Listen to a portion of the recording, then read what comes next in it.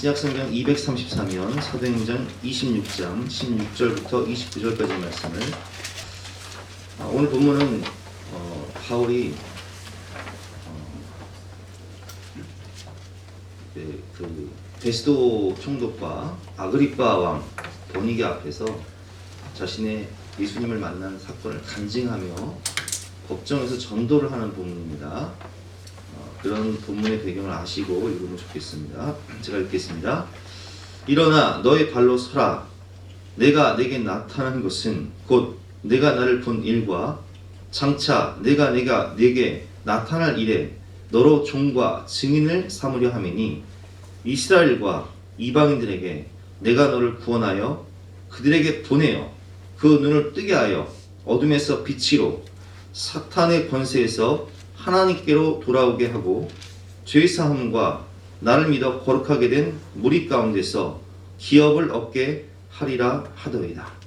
아그리빠 왕이여, 그러므로 하늘에서 보이신 것을 내가 거스르지 아니하고 먼저 다메섹과 예루살렘에 있는 사람과 유대 온 땅과 이방인에게까지 회개하고 하나님께로 돌아와서 회개에 합당한 일을 하라 전하므로 유대인들이 성전에서 나를 잡아 죽이고자 하였으나 하나님의 도우심을 받아 내가 오늘까지 서서 높고 낮은 사람 앞에서 증언하는 것은 선지자들과 모세가 반드시 되라고 말한 것밖에 없으니 곧 그리스도가 고난을 받으실 것과 죽은 자 가운데서 먼저 다시 살아나사 이스라엘과 이방인들에게 빛을 전하시리라 함이니이다 하니라. 바울이 이같이 변명하매 베스도가 크게 소리내어 이르되 바울아, 내가 미쳤도다. 내 많은 학문이 너를 미치게 한다 하니 바울이 이르되 베스도 각하여 내가 미친 것이 아니요 참되고 온전한 말을 하나이다. 왕께서는 이 일을 아시기로 내가 왕께 담대히 말하노니 이 일에 하나라도 아시지 못함이 없는 줄 믿나이다. 이 일은 한쪽 구석에서 행한 것이 아니니이다. 아그리빠 왕이여, 선지자를 믿으시나이까? 믿으시는 줄 아나이다. 아멘. 오늘 말씀의 제목은 내가 미쳤도다 라는 제목으로 본 말씀 의지해서 함께 은혜를 나누도록 하겠습니다. 사람들은 무언가에 미쳐 살아갑니다. 여러분은 요즘 무엇에 미쳐서 살아가고 계십니까?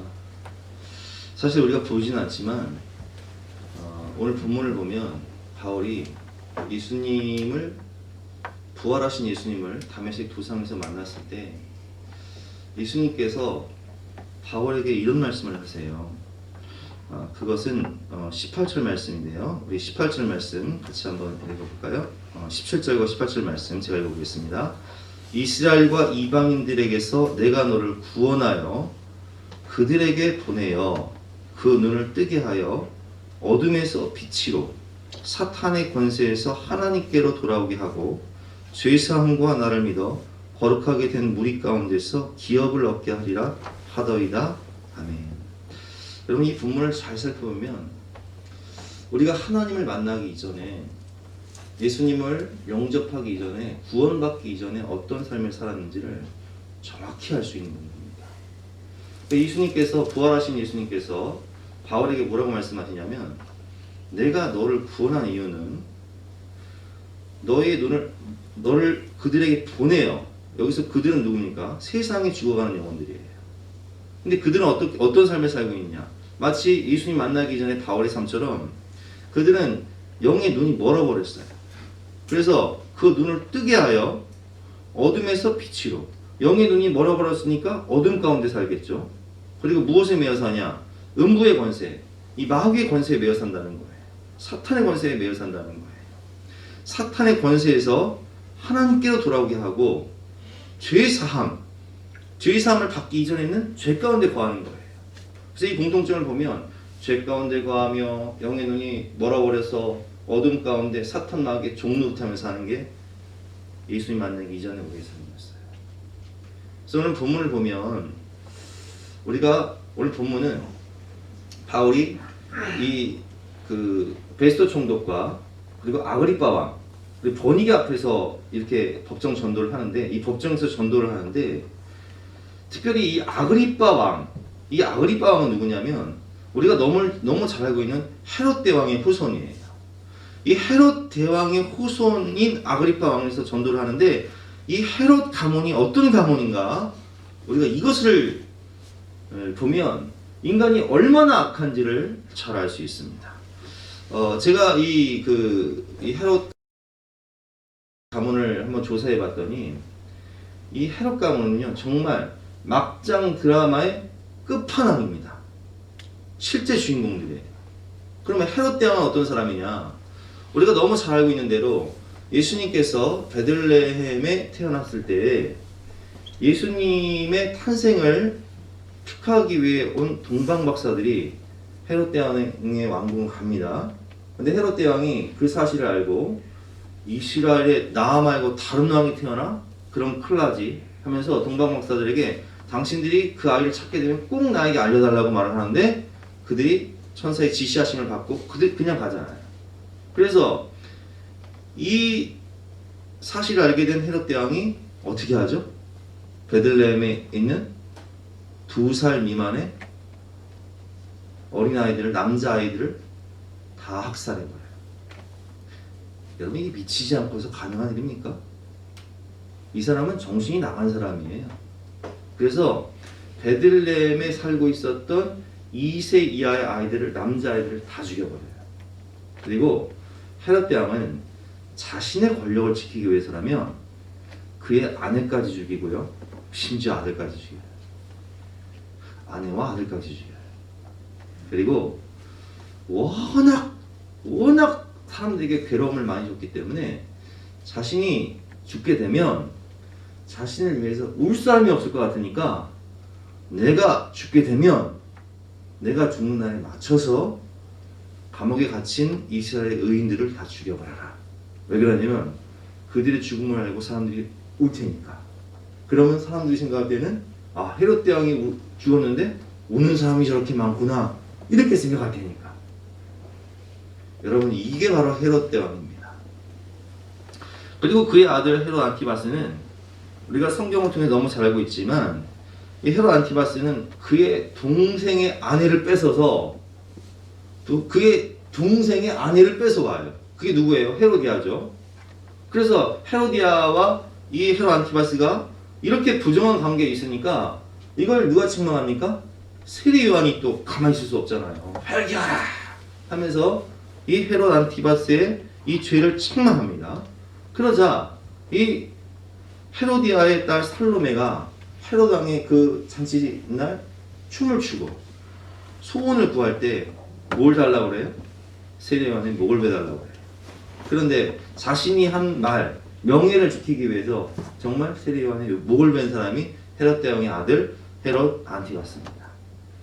그리고 오늘 본문에 나오는 헤롯 아그리파 2세 아버지인 헤롯 아그리파 1세는 우리가 또 성경을 보면 사도행전에 야고보를 죽이고 야고보 사도를 죽이고 하나님께 영광 돌리지 않아 충이 먹어 벌레에 먹혀 죽은 사람이 바로 헤롯 안티바스 1세. 그리고 오늘 본문에 나오는 이 아그리파 왕은 헤롯 아그리파 2세로서 버니게와 함께 찾아오는데 이 버니게는 누구냐? 자기 친동생이에요. 그런데 이 버니게라는 여자는 헤롯 빌립, 즉 자신의 작은아버지와 결혼을 하고 그리고 돌아와서 친오빠와 불륜관계를 맺고 나중에는 로마 황제의 아들 티투스의 정부가 됩니다.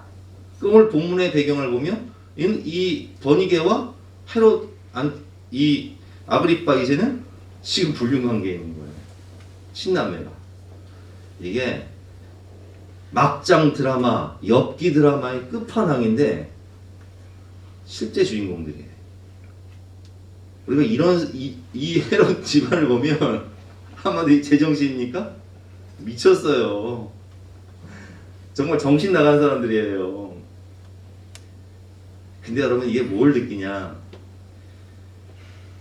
영적으로 어둠 가운데 살면 마귀의 종로를 타면서 어둠 가운데 음부의 권세에 매이면 이렇게 죄악에 미쳐 산다는 거예요.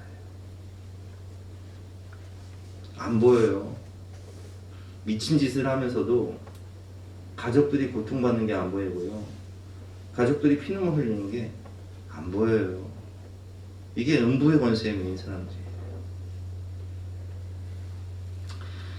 오늘 본문의 바울도 부활하신 예수님을 만나기 전에는요, 미쳤어요. 예수 믿는 사람들을 잡아 죽이고 옥에 가두고 스데반 돌로 쳐 죽이는데 앞장섰던 사람이죠. 미친 사람이었어요. 그런데 오늘 24절을 보면 베스도가 바울에게 뭐라고 얘기하냐. 24절 말씀 제가 읽어보겠습니다. 바울이 이같이 변명하매 베스도가 크게 소리내어 이르되 바울아 내가 미쳤도다. 내 많은 학문이 너를 미치게 한다. 이렇게 말을 합니다. 여러분 신앙생활하면서 이런 소리 한번 들어보셨어요? 당신들 미친 거 아니야? 당신 요즘 왜 이래? 왜? 내가 예수님 만나기 이전에는 세상에 미쳤어요. 죄악에 미쳤어요. 그 친구들과 만나 술 먹고 밤새도록 술 먹고 이상한 짓 하고 나쁜 짓 하고 경찰서 가고 싸움질하고. 그런데 예수님 믿은 이후에 이 사람이 완전 달라졌어. 주일만 되면 놀러 가던 사람이 주일만 되면 교회에서 살아요. 주중에도 수요 예배, 금요 기도에 막 새벽에도 나가서 기도를 하고 갔다 오면 눈물 흘리고 맨날 성경만 읽고 맨날 찬송만 듣고 당신 미친 거 아니야? 여러분 이런 소리를 들어야 사실은 신앙생활 제대로 하는 거예요. 오늘 베스도가 바울을 보면서 뭐라고 하냐? 당신 미친 거 아니야? 근데 정확히 말하면요, 바울은 지금 예수님께 미쳤어요. 그는 사명에 미쳤고 그는 영혼구원에 미쳤어요. 주님 사랑에 미쳐버렸어요. 그럼 바울이 왜 이렇게 됐을까요? 제가 이 본문을 묵상하면서 깨달은 것은 바울이 이렇게 된 이유는, 바울이 예수님의 사랑에 미치고 영혼권에 미치고 사명에 미친 이유는 예수님이 먼저 미치셨기 때문에 그래요. 예수님은 우리를 위해 미친 사랑을 하셨어요. 하나님은 우리를 위해 미친 사랑을 하셨다고요. 미친 사랑이 무엇입니까? 영화 너는 내 운명이라는 영화를 보신 분들은 아시겠지만, 이 시골 총각이 다방의 아가씨를 사랑해서 결혼을 합니다. 근데 이 아가씨는 과거가 참 복잡하고 또 죄가 많아요. 그래서 그 과거 때문에 남편을 떠날 수밖에 없는데, 후에 이 여자가 이제 에이즈도 걸리고 그리고 감옥도 가게 되지만 그 모든 난관을 극복하고 이 남편은 이 아내를 끝까지 기다려요. 에이즈에 걸려도 상관없고 감옥에 가도 상관없어요. 미친 사랑이죠. 근데 성경을 보면 구약에 호세아라고 있습니다. 하나님께서 호세아 선지자에게 미친 사랑을 명령하세요. 너는 저 음란한 여인 고멜을 아내로 맞아라.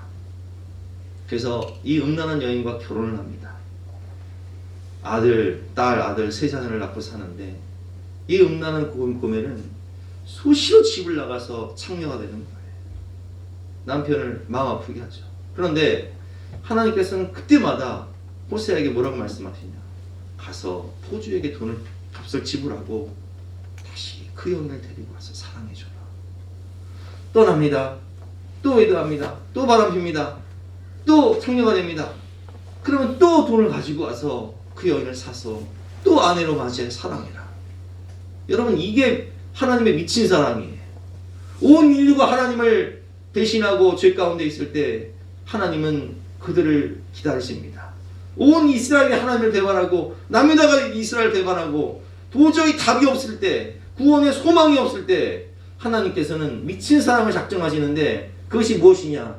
하나님이 세상을 이처럼 사랑하사 독생자를 주셨으니 이는 그를 믿는 자마다 멸망치 않고 영생을 얻게 하려 하십니다. 답이 없는 인간, 구원의 소망이 없는 우리들을 위해서 미친 사랑을 작정하시는데 그 사랑은 그 아들을 십자가에 죽기까지 처절하게 비참하게 죽기까지 내어주신 미친 사랑을 작정하신 거예요. 하나님이 미치셨어요. 그리고 예수님이 미치셨어요. 예수님은 우리를 사랑하시되 죽기까지 사랑하셨죠. 그러니까 성경을 보면 베드로가 마태복음 16장에서 신앙 고백을 합니다. 그리고 예수님께서 말씀하시죠. 바요나 시몬아 내가 잘하였도다. 이를 내게 알게 하신 것은 성령이신데 내가 천국 열쇠를 내게 주리니 너무의 권세가 이기지 못할 것이다. 내가 너의 그 고백 위에 교회를 세우리라 말씀하십니다. 그리고 21절 말씀에 이때로부터 예수 그리스도께서 자기가 예루살렘에 올라가 장로들과 대제사장들과 서기관들에게 많은 고난을 받고 죽임을 당하고 제3일에 살아날 것을 제자들에게 비로소 나타내시니. 베드로가 이 말을 듣고요, 주님 미쳤어요? 아니 지금 예루살렘에 올라가면 예수님을 왕으로 삼겠다는 사람들이 얼마나 많은데 다 된 밥에 재뿔을 있습니까?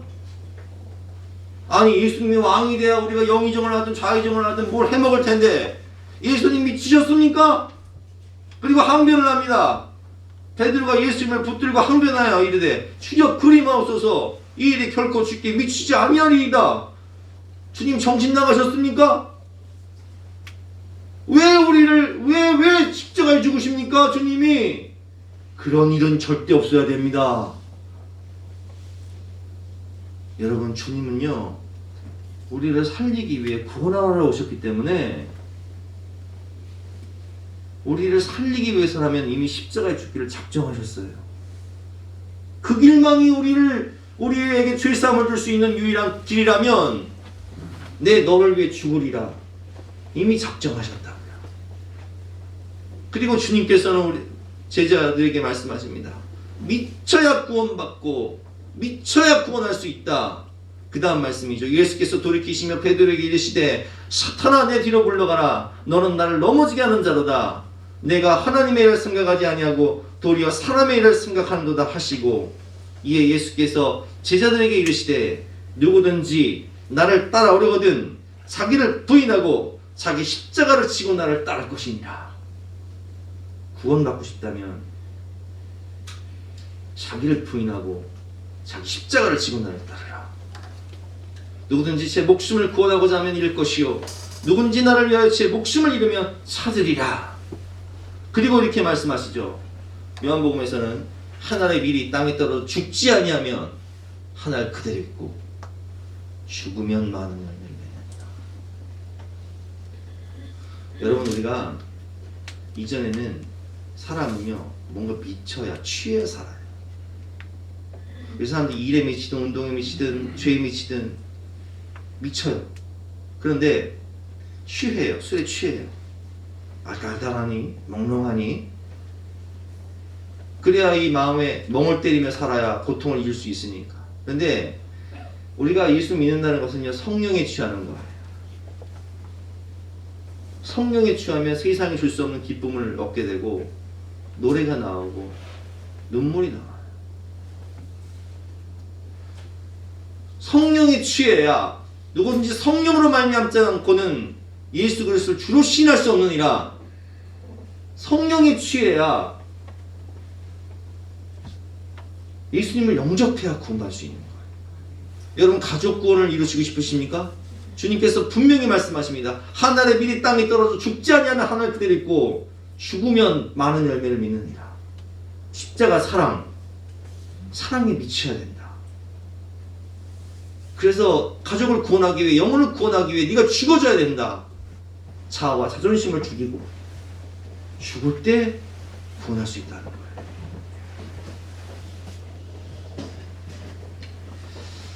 여러분 십자가의 죽음과 고통은 십자가의 죽음은요 여러분 사형도 여러 가지 종류가 있습니다. 총살당하는 건요 그냥 총이 관통하는 순간 죽기 때문에 찰나의 고통이에요. 화형 같은 경우도요 이미 질식에서 죽기 때문에 찰나의 고통이에요. 그런데 십자가의 고통은요, 옷 다 벗겨져. 그 수치와 그 침뱉 틈과 멸시와 조롱과, 그리고 십자가에 못 박혀 대롱대롱 매달려 몸이 약한 사람은 6시간 이상, 건강한 사람은 3일까지도 가요. 그 모진 수치와 고통 가운데, 아주 극심한 고문 가운데 서서히 죽어가는 게 십자가의 죽음이에요. 근데 여러분, 주님 왜 십자가에 죽으셨어요? 그 길밖에 우리를 구원할 수 있는 길이 없기 때문에. 피 흘림이 없은즉 죄사함이 없으니 생명을 생명으로 갚아야 하니. 아브라함이 이삭을 바친 것을 세상 사람들은 보면 이해할 수 없죠. 어떻게 아들을 번제로 바치냐, 저 사람 미친 거 아니냐. 근데 하나님 미치셨어요. 아들을 번제로 바치는 것처럼 독생자를 십자가에서 비참하게 죽이시는데 미치지 않고서는 할 수 없는 거예요. 그게 하나님의 사랑이에요. 그게 예수님 사랑이에요.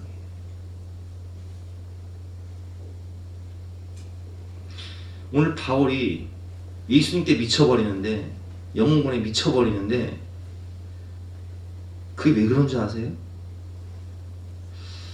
제가 오늘 본문을 묵상하면서 로마서 5장 말씀이 생각나더라고요. 읽어보겠습니다. 소망이 우리를 부끄럽게 하지 아니함은 우리에게 주신 성령으로 말미암아 하나님의 사랑이 우리 마음에 부음받음이. 성령이 내 안에 오시니까 하나님의 사랑이 내 마음에 폭포수처럼 부어지는데, 그 마음은 어떤 마음이냐? 우리가 아직 연약할 때 기약대로 그리스도께서 경건하지 않은 자를 위하여 죽으셨도다. 우리가 아직 죄인 되었을 때 그리스도께서 우리를 위하여 죽으심으로 하나님께서 우리에 대한 자기의 사랑을 확증하셨느니라. 그 사랑의 마음이 막 부어지는 거예요. 성령으로 말미암아 그리스도의 그 사랑이 내 마음에 부어지는 거예요. 그 마음이 성령이 주신 그 주님의 사랑으로 충만한 거죠. 고린도후서 5장 13절 말씀입니다.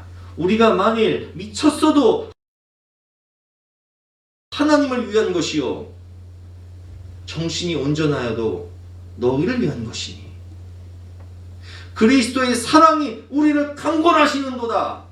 왜 예루살렘으로 갑니까? 왜 로마로 갑니까? 내 이성은 가면 죽는 거 알아요. 선지자들은 말합니다. 이 띠의 주인이 결박과 환난을 당할 것이라고. 당신 로마로 가면 죽는다고. 예루살렘으로 가면 이꼴당한다고. 그러나 바울은 고백합니다. 주 예수께 받은 사명, 곧 하나님의 은혜의 복음 증거하는 일을 마치려면은 나의 생명조차 조금도 귀한 것으로 여기지 아니하노라. 그리스도의 사랑이 나를 강권하시는도다. 우리가 여러분 사랑에 빠지면 내 이성은 이러면 안 되는데 내 마음이 주체할 수 없으니까 그 사랑이 나를 강권할 때 있잖아요. 마찬가지인 거예요. 그리스도의 사랑이 나를 강권하는데 예수님 십자가를 위해서 예루살렘을 향해 가신 것처럼 바울은 예루살렘을 향해 로마를 향해 그리스도의 사랑이 메어 가는 거예요.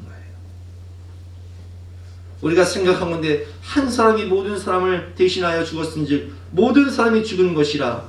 그가 모든 사람을 대신하여 죽으심은 살아있는 자들로 하여금 다시는 그들 자신을 위하여 살지 않고 오직 그들을 대신하여 죽었다가 다시 살아나신 이를 위하여 살게 하려 합니다.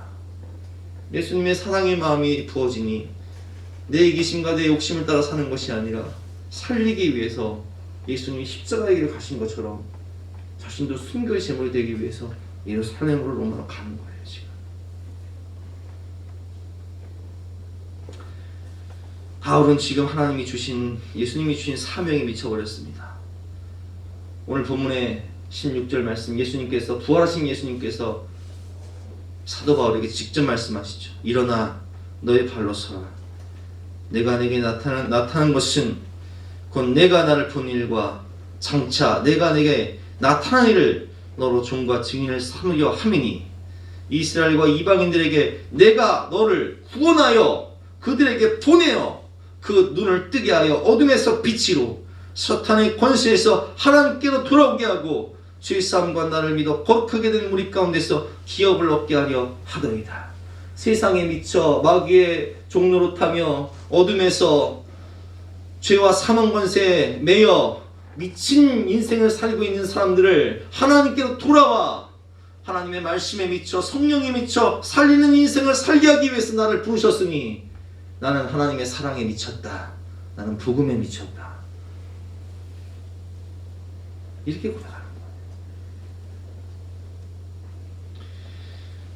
오늘 본문을 보면 바울이 24절에 이렇게 말합니다.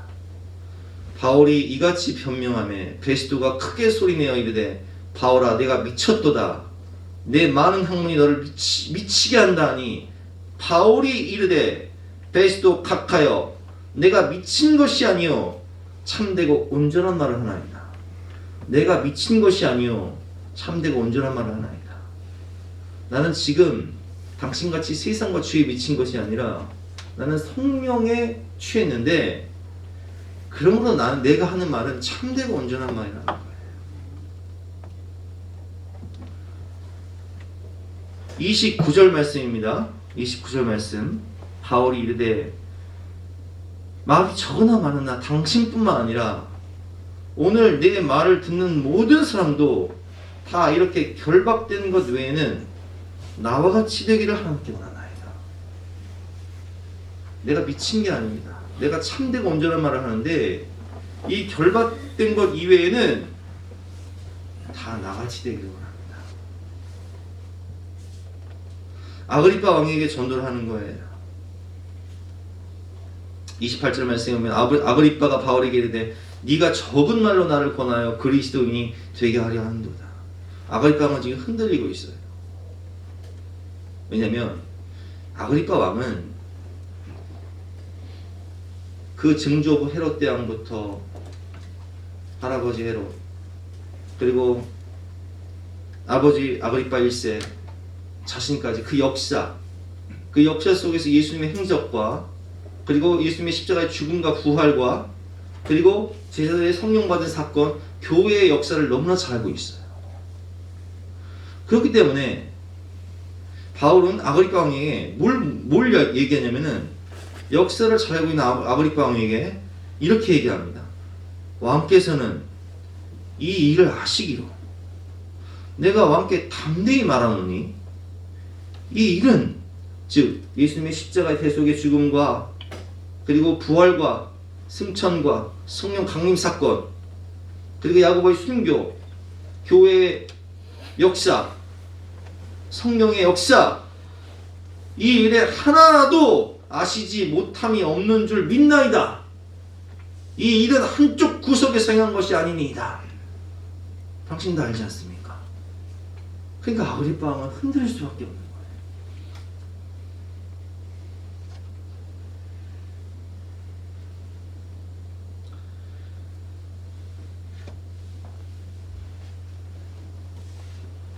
예수님과 같이 그 예수님의 사랑, 영원 사랑에 미친 초라한 죄수 바울이 죄와 세상에 미친 화려한 옷을 입은 품위 있게 앉아있는 왕에게 권면합니다. 내가 미친 것이 아니요 참되고 온전한 말을 한 것입니다. 그리고 모든 사람이 다 나와 같이 되기를 원합니다. 여러분 무엇에 미쳐 사시나요? 우리가 무엇에 미쳐 살아야 할까요? 우리 영상 하나 보시겠는데요. 예수님 사랑에 미치고 영혼 구원에 미쳤던 최춘선 할아버지 영상을 함께 보고 기도하도록 하겠습니다.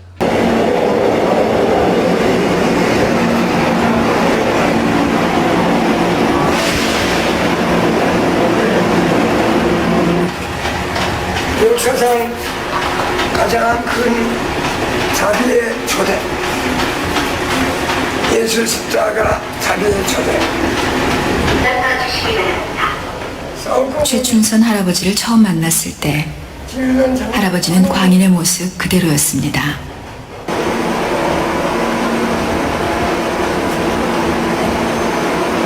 선생님은 성공했습니다. 앞으로도 그대 성공하십니다. 선생님은 그 빛나는 마음, 빛나는 얼굴, 김구주소 꼭 닮았습니다. 이상한 행색에 쉽게 알아들을 수 없는 말들. 그런 할아버지를 대하는 사람들의 태도는 비웃거나 무시하거나 둘 중 하나였습니다. 올수로 아름다운 미스 코리아 유관 통과. 올수로 아름다운 미스 코리아 안주. 한참이 지나서야 할아버진 경계를 푸시고 자신의 이야기를 조금 들려주었습니다. 김포수 인장에서 개척교회 올 적에 과로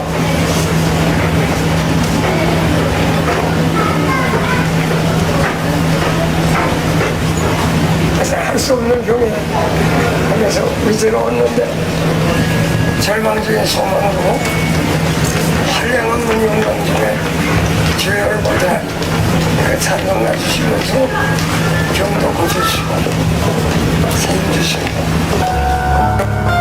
죽어가던 자신을 살려주신 그 은혜를 보답하기 위해 이렇게 맨발로 복음을 전한다는 그 한마디를 던지시고 할아버지는 도망치듯 사라지고 말았습니다.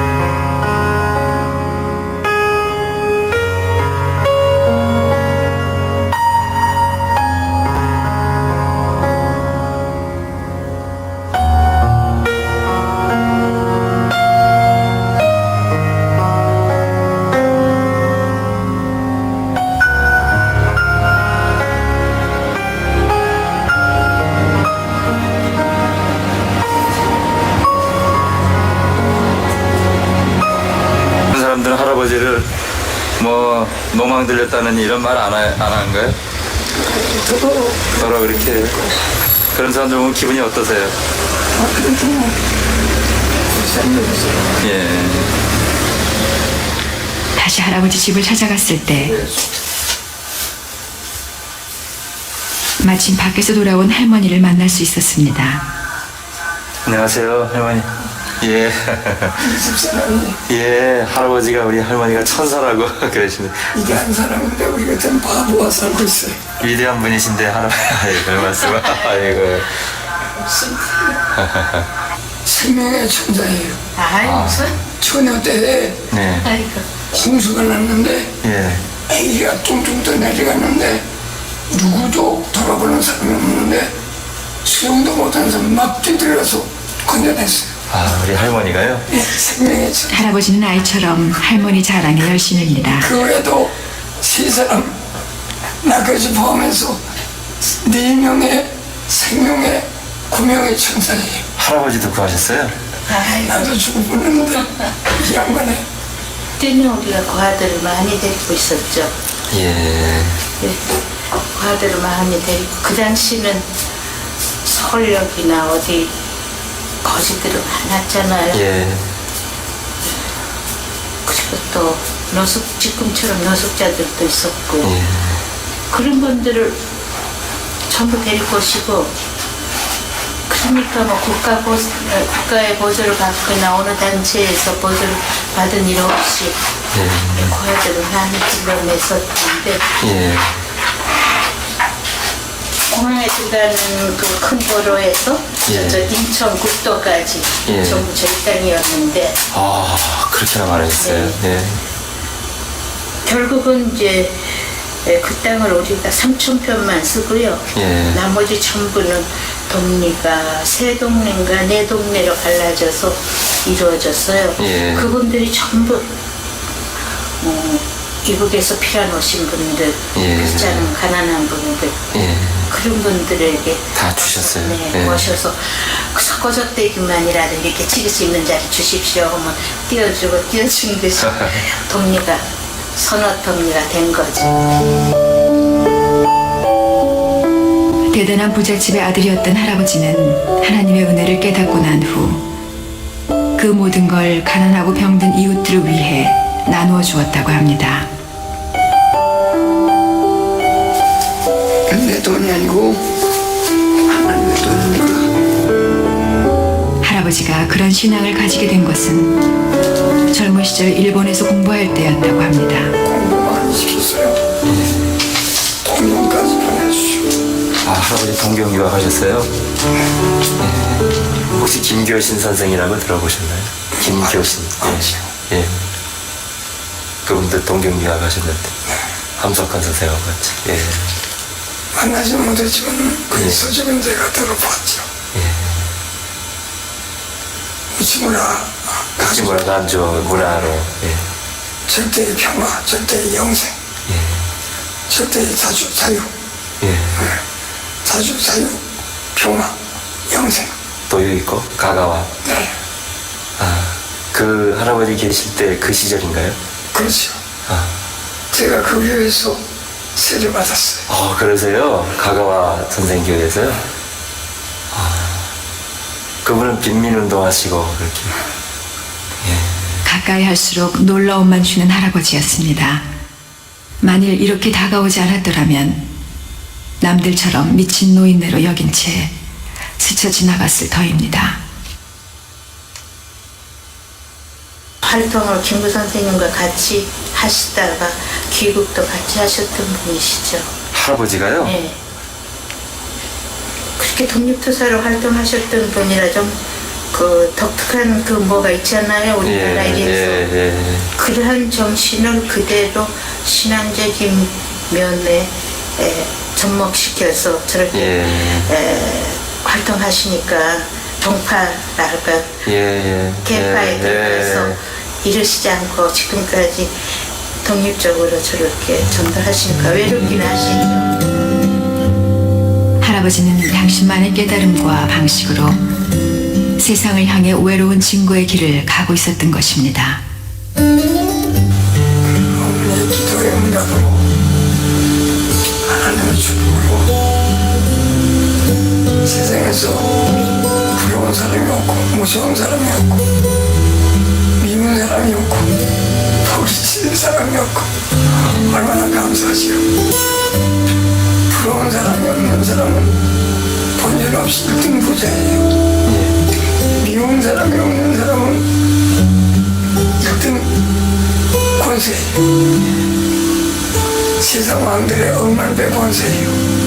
미운 사람이 없는 사람 발세에 세상에 내가 다시 올 때에 세상에 있는 자를 볼 수 있겠느냐. 진리는 고독해도 나눠도 당당합니다.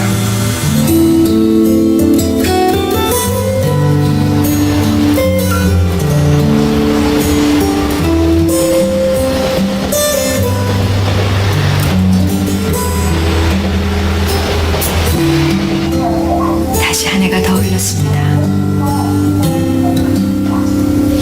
어느 날 뜻밖의 잊고 지내던 할아버지의 맨발을 발견했습니다.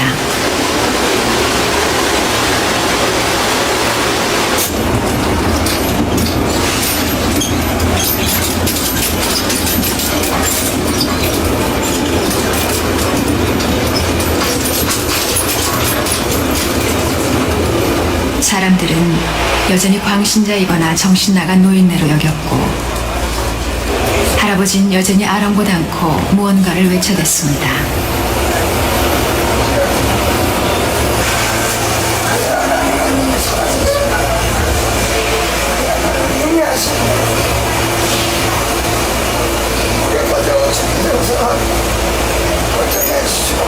더 야위시고 늙은 모습으로 외치는 할아버지의 말씀은 무관심과 소음 속에 거의 들리지가 않았습니다.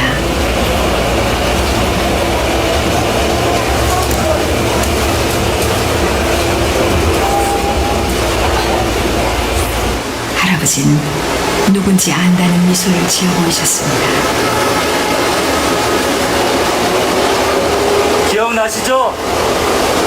네.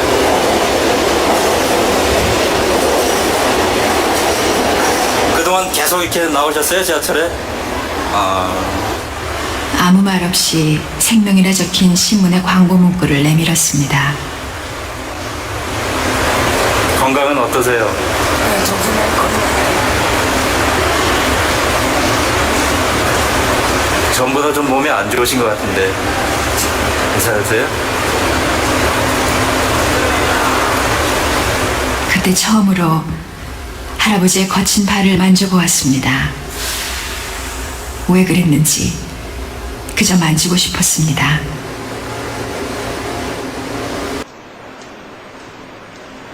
충성함 열백감 하나요. 할아버지는 갑자기 이 말을 남기시고 도망치듯 지하철을 타셨습니다.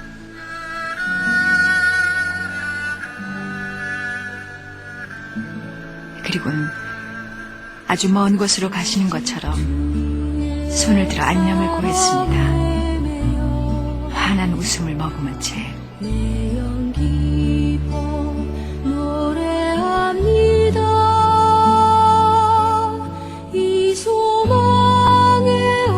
그것이 할아버지와의 마지막 만남이었습니다.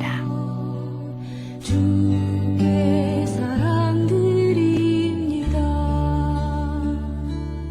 오직 주의 임재 안에 갇혀 내 영 기뻐 찬양합니다. 이 소명의 언덕 거룩한 땅에서 주께 경배드립니다. 주께서 주신 모든 은혜 나는 말할 수 없네. 내 영혼 즐거이 주 따르렵니다. 주께 상 드립니다. 기도하겠습니다. 하나님이 세상을 이처럼 사랑하사 주님이 우리를 사랑하셔서 미치도록 사랑하셔서 독생자를 내어 주셨고 예수님은 우리를 사랑하사 죽기까지 사랑하셨고 십자가에서 그 미친 사랑을 실천하시며 그 수치와 조롱과 멸시와 그 사망의 고통을 당하시며 우리를 살리셨습니다. 그 사랑을 받은 우리에게 우리도 주님 사랑에 영혼 구원에 미쳐 주님처럼 바울처럼 살아갈 수 있도록 도와주시옵소서. 영의 눈이 가려진 채 죄악에 미친 저 영혼들을 구원하여 주님 사랑에 미친 우리가 그 영혼들을 하나님께로 빛으로 생명으로 인도할 수 있도록 이 사순절 더욱더 기도하여 가족들을 구원하여 하나님께 영광 돌리며 기쁨으로 살아가는 우리가 될 수 있도록 축복하여 주시옵소서. 감사드리며 예수 그리스도 이름으로 기도드렸사옵나이다. 아멘.